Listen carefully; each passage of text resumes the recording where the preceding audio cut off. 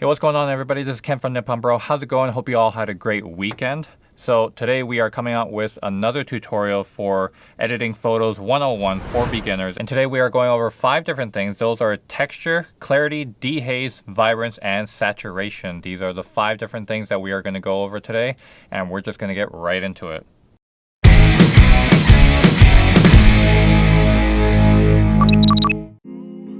Alright, so welcome back. This video is going to be a little bit longer, I believe, because we are going through 5 different things. Vibrance and saturation, I'll try to keep it a little bit short because they are a little bit more easier to explain than texture, clarity, and dehaze. But also, I'm going to be showing you all the examples for each and every slider so you guys will understand what they do independently. Now again, if you haven't seen my previous episodes to this point for going over the basics tab of Adobe Lightroom Classic, again, this also applies for other editing softwares as well. So you can follow along, get your own raw photos or JPEG photos and just put it into the software and follow along the tutorials so you can actually understand what each and every one does. I'll also put the link in the description below as well so you can actually follow along from episode 1 till now. And it'll be easier for you to share with others if you know of anyone that can use these type of tutorials for basically ultra beginners that don't know anything about when they go into a editing software and they get overwhelmed with all the sliders and diagrams. So first we're going to talk about texture. So texture, what is it? Basically, it is a visual quality of the surface. Now, what does that actually mean? Well, when you take a photo and let's say you take pavement. Now, pavement is usually rough. And when you think of rough texture, you want to kind of portray that in an image so you get that contrast between a smooth surface and a rough texture.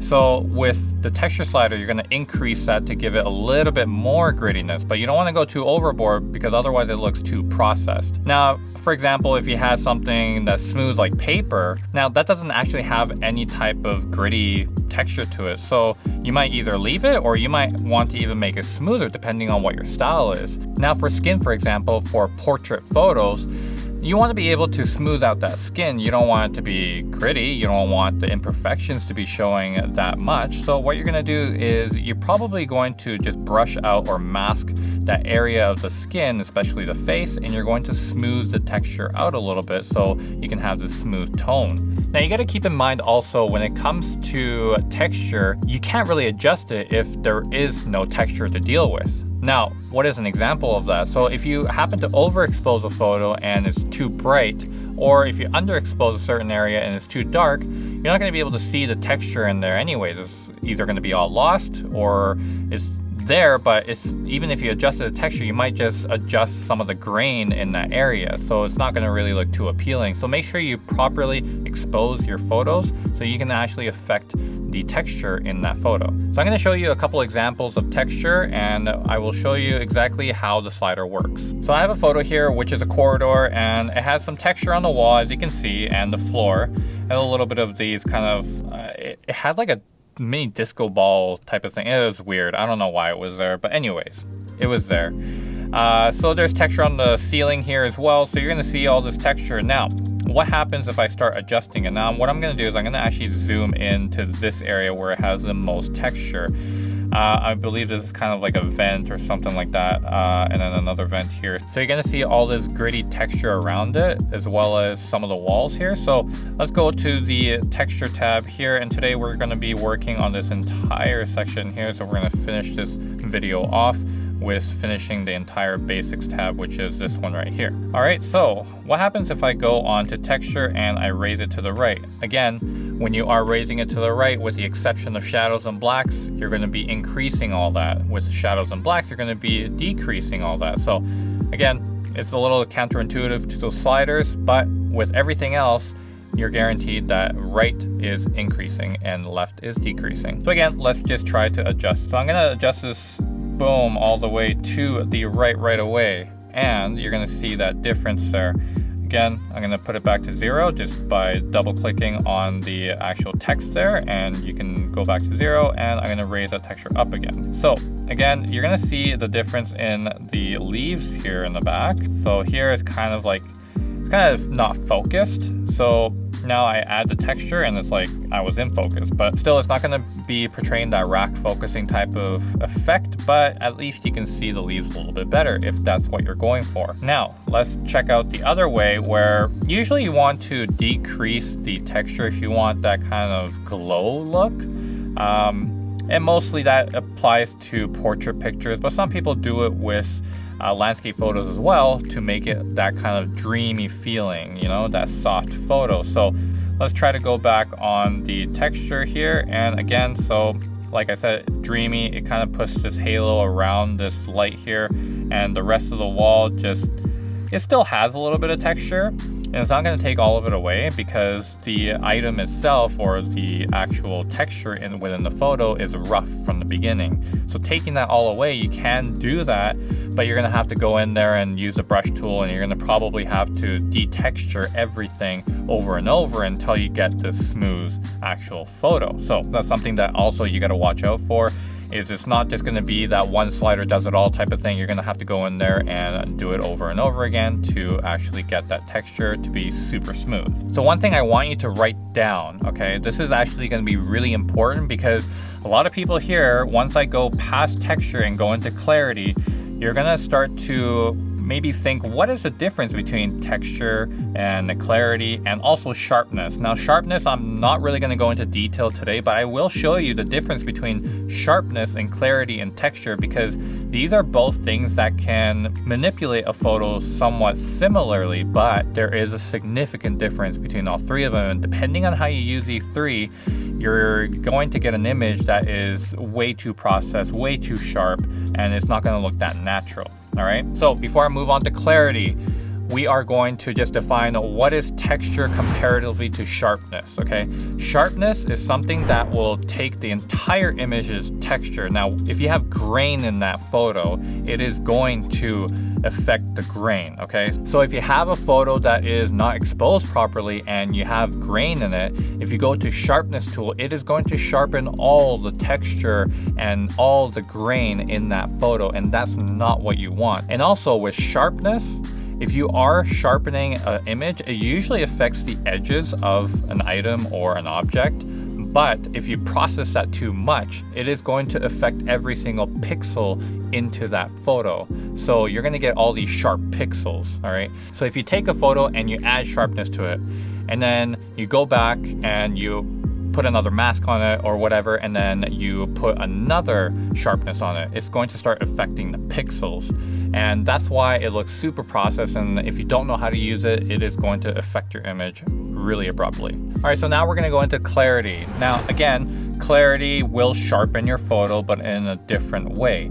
And the way clarity affects your photo is by the midtones. Now, the midtones are pretty much just think of it like this. If you are using clarity, it is going to add sharpness to the midtone of the images, so it's going to bring out some of the sharpness in the shadows, in the highlights, and also the midtones, but it's going to do it evenly. So if you want to sharpen a photo and you want to do it naturally, do it with clarity, because clarity is going to affect the entire image, but do it with an even fashion and not just going straight to sharpness and sharpening everything in that photo. And when I mean everything, literally everything to the smallest pixel of that photo. All right, so we are going to go in here, and I set up a reference and an active like I usually do when it comes to comparisons, so we can see what is going on exactly. Now, I am going to compare texture and clarity so you guys can visually see what is the actual difference between texture and clarity. All right, so with this is both original photos. I haven't touched it. Okay, again, I reset everything. And the first one, I am going to just add texture. So I'm going to crank texture all the way. Now, texture obviously just brings out a lot of the texture in the photo. So anything that is already gritty, like I said, it's going to bring that out. Now, I'm going to put this as a reference photo, and I'm going to work on the other one as an active for clarity. All right, so I'm going to boost the clarity all the way up. Now you already see the difference, and basically overall sharpens the entire photo, but does it in an even fashion where it brings out the contrast, the texture contrast between the smooth, the rough, any type of texture within the photo is going to do it in a nice fashion. All right, so when we see this here, again, now clarity brings out a lot of the shadow details, a lot of the highlight details as well, but then you can see a clear difference. Now, depending on your style, you know, you might like the clarity one better, or you might like the texture one better, or you might like smoother. You don't want this entire texture and sharpness of a photo. Again, photography is totally subjective. You can do whatever you want because there will always be a fan or a client that loves your work. But also learn all these things, so if a client wants a certain style, you can give it to them, deliver it to them, even if it's out of your comfort zone or even if it's not your style. All right, again, I'm just going to go over this a little bit more so you guys can see the difference here. You can see this part here, it gets a little bit grainy. So this is kind of like a haze grain that is popping up because it's underexposed here. So again, you are going to develop that. But if you were to do this with just sharpening it, you are going to get more sharpening of the grain. Now, when I say that, it's going to be more sharpening of the shadow area because there's a lot of grain in that area usually. So basically here you have a comparison photo between just adding maximum sharpness and maximum clarity. Of course, clarity, you're gonna have a bit more depth, a bit more feeling to the photo because it's trying to sharpen the parts of the image that it thinks that needs to be sharpened to add that contrast into the photo. But with just adding sharpness, it's not smart enough to do that, so it just sharpens everything as a flat photo. It's not targeting any highlights or shadows or midtones. It is just simply taking an image for what it is on the surface and adding this kind of sharpness to the overall surface of the photo. But again, what I'm going to do is I am going to put the sharpened photo to the reference, and I am going to go back here and I am going to reset the clarity one. And what we're going to do is add the texture to this only. All right, so now you can see the difference between texture only and reference. Reference, you can see a lot more grain. A good actual reference point here is to kind of zoom into this area here. All right, and then I'm going to zoom into this area here. So again, I'm going to emphasize on this. When you are doing sharpening only, it's going to affect all the grain. It's going to add sharpness to every grain, every tiny little thing that you see in the photo is going to maximize it. Okay, so this is a clear example. Texture does make the texture a lot more better in terms of other places, but it does it more in a fashion where it doesn't overdo it. Okay, the algorithm knows that it doesn't want to do it too much, but sharpening will take it that extra further step. So that's why sharpening is near the end of the line here when it comes to editing, just because it's something extra that you want to do, not something that you want to do in the very beginning. So clearly in this stage, you are wanting to keep more of the detail and you don't want to go too crazy with sharpening like I just did right here. All right, so we are going to the next one, which is dehaze. Now, if you think of dehaze, you might think of, okay, so if you have like a foggy or smoky kind of background or foreground, you can turn off the dehaze or increase the dehaze to be able to increase more fog or decrease more fog. Essentially, that is kind of what it does, but with editing, it's a little bit different. It's not going to get rid of fog for you, but it will bring out more detail. All right, so let me go into some of the examples and you guys will see exactly what it does. All right, so I chose this photo because usually the sky, when you take a photo in raw format, it's not gonna give that contrast right away. So you're gonna have this kind of hazy blue sky. It's not your blue sky that you go out and see and you put on your polarizing sunglasses and you can see that deep blue. You're not gonna get that effect when you take a photo straight from raw format. So what you're gonna wanna do is you're gonna wanna bring that back to reality by dehazing, all right?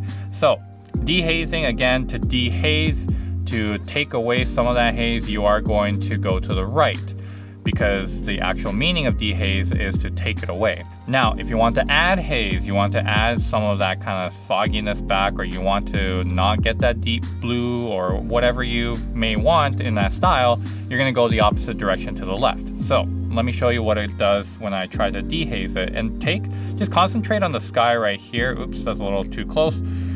Just concentrate in this area here. I am actually going to just highlight this sky part here so you can kind of know where it is. Let me do that in a little better format here. So here, I'll zoom in like that and you guys can see this part of the sky. Now just keep in mind the detail of the clouds here and then how blue the actual sky is currently. All right, so what I'm going to do is I'm going to go really fast with the dehaze so you guys can tell the difference.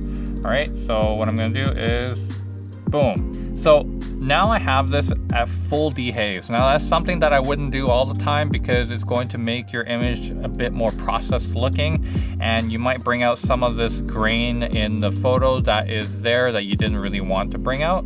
And you can go the opposite with the texture and try to get rid of some of those grain, but again, it's not something that you really want to do. It just don't go too overboard with most of these sliders. What I usually do is I go full overboard with every single slider, and then I just dial it back. All right, so at least you know what the maximum looks like, and then you can just be like, okay, that's a little too much. We'll just go back a little bit. So again, we have a lot more clarity within the sky here. You have this deep blue, you have the deep blue in the water here. So you have everything. And then also it affects all the buildings here, and some of the kind of greenery, it turns a little bit darker and sometimes even brown from green. So, you know, you kind of have to be a little bit choosy of where you do this. And again, you can use masking to be able to mask out certain parts of the photo to only affect that area when you are doing the slider kind of adjustments. All right, so what I'm going to actually do is put up a reference and an active for this particular photo. So I'm just going to create a virtual copy here